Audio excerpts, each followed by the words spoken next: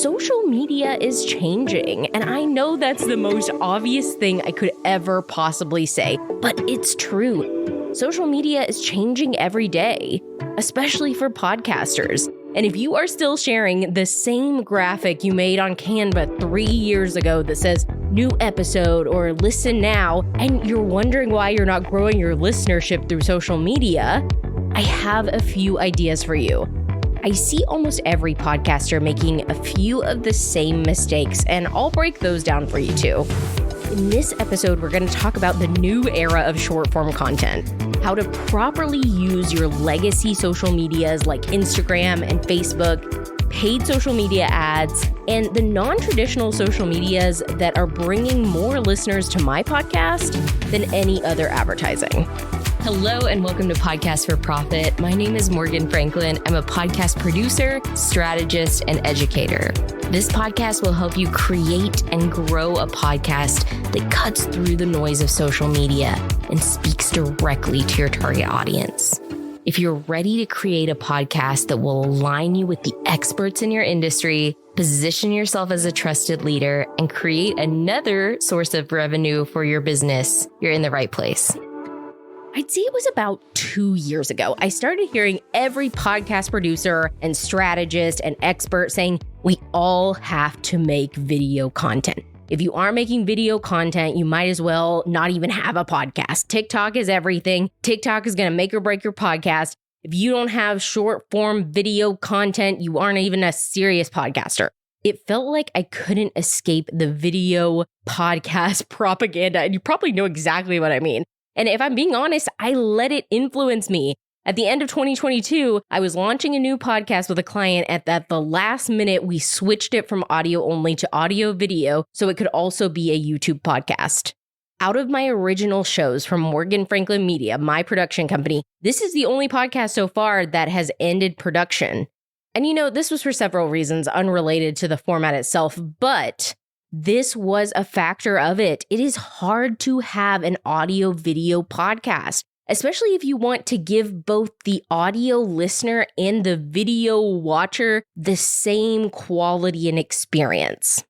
It takes a lot of time and effort. And if you're doing it remotely, it takes a lot of time and effort to coordinate with your guests. So I'm going to give you the advice that I give every single podcaster. Take podcasting one step at a time. You can build onto every show, but master one thing at a time.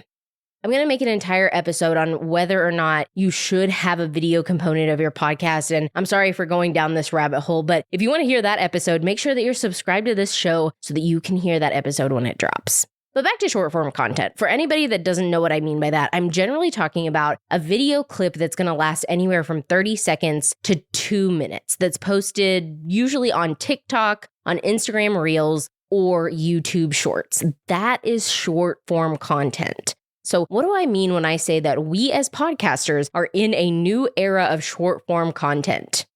I mean that chopping up your podcast into highlight clips to post on these various social medias, that used to be enough. Podcasts were enough of a novelty that when you saw someone sitting there with a microphone talking to a guest or talking off camera or doing whatever you're doing, that would be intriguing enough to draw in a listener or a viewer. I think the thought process was kind of like, wow, this person has a podcast. Let me see what they're saying. Like, I am hooked in. This worked. This worked for years. But I think the honeymoon stage for just chopping up your podcast into highlight reels is ending. I started seeing this with myself and my own clients first. We were putting in so much time and effort and money to be working in a studio or with professional equipment to record this podcast, to chop it up and post it, and the numbers were tanking. A post that used to get easily 10,000 views is now getting 200. And the podcast community is growing, and that's incredible, but it's more saturated than it's ever been. And now just having a podcast and having that microphone in front of you, it used to be enough to pique someone's interest, but now it isn't enough. I was talking about this last week on Threads, but I made a post with a side-by-side of 2 screenshots from videos by Mel Robbins, short-form videos. Now, Mel Robbins is one of the most famous podcasters in the world. She's incredible. And this is not to pick apart her content. It's just to say she had one very professional, polished, beautiful clip from her podcast episode that was clearly shot in a studio. And that, like I said, was just a chopped up video of this podcast with 3,000 likes. And on that same day, she posted another short, casual clip about the same episode. And honestly, it was saying about the exact same thing, but just her holding the phone and talking to the camera. It had 100,000 likes. Now imagine, just think about this, how much more time and effort and money went into creating that clip of her for her podcast in her studio than that quick video she recorded on her phone. When you're looking at 3,000 likes versus 100,000 likes, it should tell you something about what the audience wants to see, especially if it's almost the exact same content shared on the exact same day. It's had I went back a couple of weeks just to make sure this wasn't a fluke. I went back and looked at a lot of her content and almost all of it was like this. The very casual content where she's just talking about an episode or talking about an idea in an episode would have 100,000 likes. The studio content would be lucky to get 5,000 likes. And obviously for Mel, she has a huge team. This is what she does. She uses this video and content for so many different things. And it's probably worth it for her to spend all that time and money and effort to create this content because she's not just posting it on TikTok and making Instagram reels. She's posting it on YouTube. She's posting it on her website. She's doing all different kinds of stuff with it. But what about you? Because if you're paying for a studio and an editor and even a social media manager to post all of it, is it really worth it when you could just be making that more organic content that people actually want to see?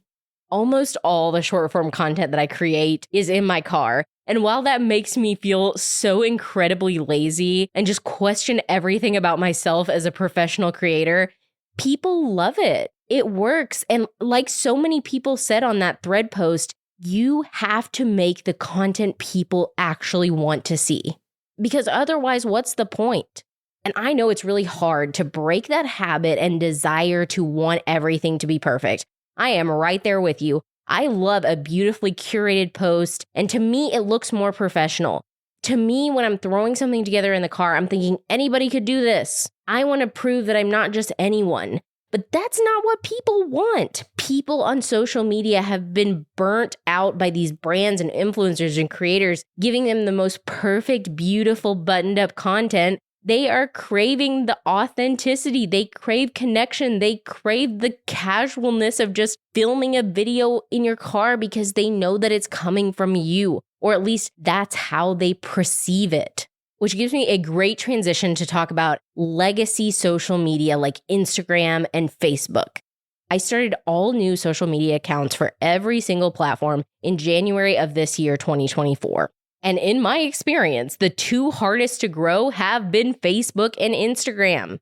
Organic reach for new accounts, at least for me, it isn't there.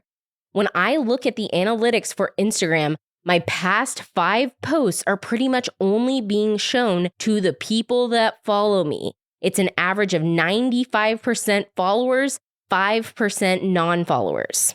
And I paid to be verified. I paid to have a verified account. And of course, it could just be my content. It could. But I post almost the exact same content on all my other platforms, and it's doing very well. So yes, it might be a little bit of that, but also when you're not getting shown to anyone else and you have no organic reach, that makes it really hard for you to get new followers. So I think that Facebook and Instagram are really falling behind on this algorithmic way that all the other social medias are working to show people new content. For me, if we're talking about Facebook, let's take a second to talk about Facebook groups because this has helped me grow my podcast tremendously. And I know that that's not exactly posting traditionally, but it is engaging and finding people in those groups to tell about specific episodes. So I want to encourage you to spend some time looking for Facebook groups in your niche, or even just groups about podcasting. I'm in several podcast-specific groups that every week They post something like, share your latest episode. And you absolutely should be doing that just to be presenting this to other podcasters. So tell them about your podcast episode and share a link, and also ask for feedback. When you get to know some of the people in these groups and you're posting your episodes, ask them for feedback about it. Spend some time looking for the groups that are exactly the people who would benefit from hearing about your podcast. And don't be afraid to directly send them a specific episode. I think that it's the most impactful that if you get into a group and you're able to share these specific episodes, that you take just that extra minute to write out one sentence about what this episode is about and send them a link to it, because I'm telling you, people are never going to spend the time to look up your podcast and look up that episode. Please, you've already lost me. Just take a minute to write down, hey, this is what this episode is about. I think that you would love it. Here's the link. That's all you have to say. And honestly, that is what's been the most impactful for me using Facebook as a podcaster, is just connecting with people in groups. Because like I said, my organic reach on Facebook and Instagram is terrible, but actually being able to talk to people that I know might benefit from the information I'm trying to give them, that is everything. Since we're talking about Meta and Facebook and Instagram, we have to talk about paid ads. Because this might just be my conspiracy theory and, the Mark Zuckerberg mystery of it all. But I think a lot of the new accounts aren't getting beyond their audience because they're not paying. So should you pay? Who should you hire? Should you do it yourself? As someone that's worked in digital marketing for the past decade, let me answer that last question first. Should you do it yourself? And the answer is no. You are going to waste so much money and time and effort by putting $10 or $15 behind this post and doing what Meta is trying to trick you into doing. And yes, I mean trick in the harshest sense of the word, because it is a trick to get your money and to give you a false sense of authority. There is a reason that paid professionals do this for a living. And if it was easy enough to just click an age range and a dollar amount, those people would not have a job. There's so much strategy and programming and intricacies that goes into doing paid ads for Meta that even I truly do not understand. And if you have the money, I think that you should consider it. Absolutely. It's a great way to grow your podcast. There are agencies and companies that do this specifically for podcasts, and I would talk to one of those companies first. But please don't hire an ad agency if you don't have a way to recoup the money that you're spending on this ad. But let's say that you are looking for a paid ad specialist to work with for your podcast. Here's a few things I would ask them. Again, as someone that has worked in digital marketing for 10 years, this is what I would be looking for. The number one thing is, what is your average CPC?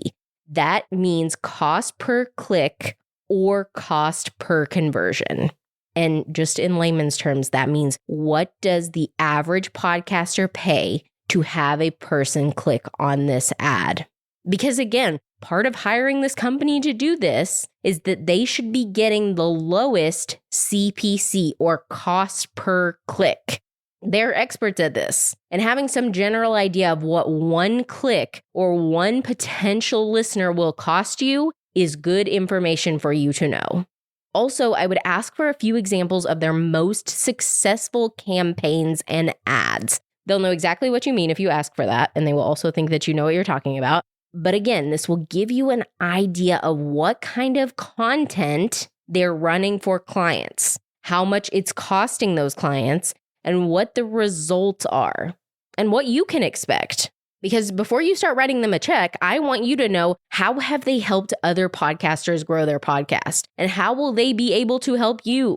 I want to see the numbers, because numbers don't lie. So what are the results of the campaigns that they've done before? And do they have a good understanding of what kind of ad is converting? Again, are they just using chopped up videos of your podcast that probably aren't going to convert? Because that would be a major red flag.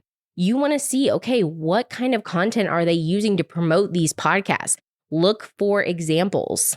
But again, if your podcast isn't part of marketing your business or your product or your services, or you don't have a viable, straightforward path to monetize this podcast, please don't go investing a ton of money into advertising it just yet. Because if you're not planning on making money, this is just a hobby. It's just a passion project. And that is just not the best use of your money when you're getting started podcasting. All that being said, before we wrap up this episode, let's talk about the non-traditional organic social media podcast promotion that we can all do for free by posting content on various platforms. So we're all on Instagram and Facebook. We've seen that. It's kind of old news. But what about the other places we can advertise our podcasts that, in my opinion, are way better? First of all, and if you're a longtime listener of this show, you know exactly what I'm about to say. Pinterest. Pinterest is truly incredible. It's brought the most traffic to my website and podcast. And the best thing is that you can make a post and just forget about it. That content will keep going for years. Not like Instagram, not like Facebook, not like LinkedIn, where it's going to go away after 2 days. This keeps repopulating for years and finding the people that it needs to find. So if you are a podcaster and you haven't looked into Pinterest yet, I have a past episode. I'll link it in the show notes, but please just think about it for your own sanity so you don't feel like every week you're just trying to catch up with posting about your own podcast. LinkedIn. LinkedIn is perfect for podcasters, and depending on what niche you're in, it might be a lot more of the people who want to listen to your show that are hanging out on LinkedIn instead of Instagram or Facebook. Because really, at the end of the day, it's all about finding where your listener is. Growing your podcast is all about finding where that listener is. And I think so many podcasters want to post where they feel comfortable and where they spend the most time. But you need to think about where your listener will actually be. So if you have a B2B podcast, if you have any kind of professional podcast, you need to be on LinkedIn and you need to be posting about your episodes every week. Another social media that I use to promote my podcast every week with so much success is Threads. I love Threads. And in full transparency, I never had a Twitter and I'm not on X, mostly just because I felt like I kind of missed the boat. So when Threads came around, I was all in. And I feel like I'm saying an ad for Threads right now, but I promise I did not get paid to say this. But it just truly is some of the most genuine and active communities to engage with content that I've seen in a very, very long time. I love the discoverability. And unlike other platforms like Instagram and Facebook, like we were talking about, my content is actually getting to the correct people. The algorithm is working. And overall, I've just loved sharing my podcast and building a community on Threads. Not only is it pushing out content to the right people, but it's bringing me the right content. And I think that that is so valuable. If you aren't paying attention to the way that algorithms are working in 2024 and you're just kind of throwing stuff out there and hoping that it will stick, you need to get on a platform where the algorithm is working for you so that you personally can see how this works for other people. Because social media is not just a feed of your followers anymore. I think that's where Instagram and Facebook are going to kind of get left behind because they are, again, not reaching new people. And if you're just posting like you're posting to a list of followers like you would in the past, that is what is going to stop you from growing online. My last piece of advice for you today is pay attention to what is working. We said this earlier, but numbers don't lie. The algorithm does not hate you. Social media isn't dead. You might just need to change your strategy or the way that you're posting. Like I said at the beginning of the episode, social media is changing. And if you're not changing with it, you're gonna keep falling further and further behind. For the month of September, I'm running a special on social media audits for podcasters. It's a full analysis of all social media platforms and a 1-hour virtual call. I'll look through all your social medias. I'll break down what's working for your podcast and what I'd suggest you work on, how you can better utilize social media to grow your podcast. And finally, if there's any platforms I think that you should be on that would help you reach a wider audience and what kind of content you should be serving them on those platforms. This will be $2.99 for the rest of September 2024. It's normally $4.99. You can find out more information about the audit and how to schedule a time with me in the show notes. I'll also attach my email. If you have any questions, please feel free to email me. I'd be happy to help. And as always, I can't wait to listen to your podcast. Hey, thank you so much for joining me on this episode. If you enjoyed the podcast and you'd like to hear more episodes like this one, go ahead and subscribe to the show. New episodes air every Monday morning. And if you found this episode valuable and you want to help other business owners and podcasters, will you leave me a 5-star review? It helps the show rank higher in the charts and brings more entrepreneurs the information they need to start making money on their podcast.